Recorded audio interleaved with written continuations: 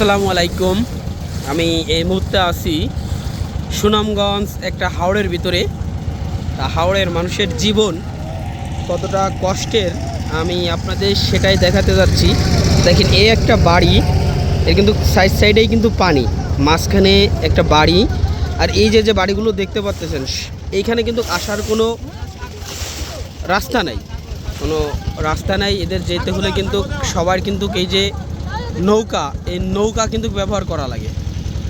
এই নৌকা ছাড়া যাওয়ার এদের কোনো ব্যবস্থা নেই। আসলে এদের জীবনটা কত কষ্টের একবার ভাবুন। হঠাৎ করে কেউ যদি অসুস্থ হয়ে পড়ে, তাইলে এদের যে জরুরিভাবে যে একটা ট্রিটমেন্ট দিবে, সেরকম কোনো সুব্যবস্থা নেই। এই নৌকায় করে আগে বাজারে নিয়ে যেতে হবে, বাজারে না, আগে রাস্তায় নিতে হবে, রাস্তা থেকে আবার গাড়ি নিতে হবে, গাড়ি নিয়ে তারপরে বাজারে যেতে হবে।